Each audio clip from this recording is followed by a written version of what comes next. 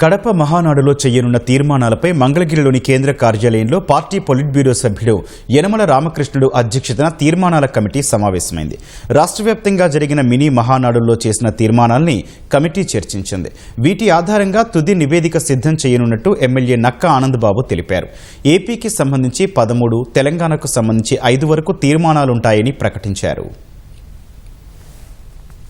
ఆంధ్రప్రదేశ్ సంబంధించి 12-13 తీర్మానాలు ఉండబోతున్నాయి. తెలంగాణకు సంబంధించి 5 తీర్మానాలు. నియోజకవర్గ స్థాయి మహానాడు, జిల్లా స్థాయిలో వచ్చిన మహానాడులు జరిగినటువంటి అంశాలు, పార్టీ వ్యవస్థాగత నిర్మాణం కానీ మొట్టమొదటి పార్టీ ఏర్పడినప్పటి నుంచి ఎన్టీ రామారావు గారి హయాంలో పార్టీ కానీ తెలుగు జాతి ఔన్నత్యం ఏ విధంగా పరిడి వెళ్ళింది, చంద్రబాబు నాయుడు గారి నాయకత్వంలో పార్టీ 30 సంవత్సరాలు ఏ విధంగా ముందుకొచ్చింది, రాబోయే రోజుల్లో మరి లోకేష్ గారి నాయకత్వంలో కార్యకర్తల సంక్షేమ కార్యక్రమాల నిధి కానివ్వండి, కార్యకర్తలకు సంబంధించినటువంటి తీసుకుంటున్నటువంటి ప్రత్యేక ఇంట్రెస్ట్ ఏదైతే ఉందో దాని మీద చర్చించడం, తీర్మానాల్లో ఇవన్నీ కూడా పొందుపరచడం జరిగింది.